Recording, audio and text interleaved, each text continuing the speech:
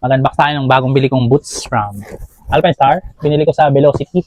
Ayan yung page nila. Through online kasi alam ko Pangasinan pa yung pinaka-physical store nila. Nag-message ako sa Alpinestar. Sabi wala silang stock nito. Ito na yung cutting box.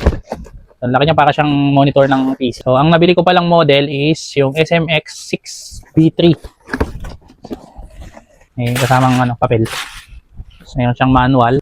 May manual pa yung user's information tsaka yung warranty. Mayroon siyang sticker. Ito talaga yung nagustuhan ko dito yung sticker. Kaya binili ko yung boots. So ito na yung boots. Yun lang. Ano naman lang niya. Ako ginawa ng unbox video to. So ayan. Graduate na tayo sa pagbili ng mga Nike shoes. Ito naman tayo sa mga gear naman kasi usually pag lumalabas naman nag-ride. So ito na lang ako mag-i-invest sa mga riding gears. So ito siya. Mayroon siyang slider pala tawag niya. Tapos may ankle support na siya. Ito nga pala good para sa entry level ng mga gustong mag-track o pumunta sa racetrack. Ayan.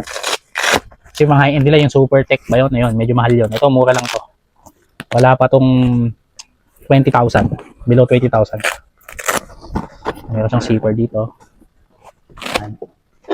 Sa yung loob. Ang size ko nga pala is 42 sa Euro. Tapos US 8. Dito sa Alpinestar. Pero for reference lang, ang size ko sa Nike is 8.5. Pero sa Alpinestar, ano ko, 8. So, gawan ko na lang ng panibagong video pag nagamit ko na para sa review kung kumusta ang kanyang fit at kanyang pakiramdam pagka sinuot. So, yun lang.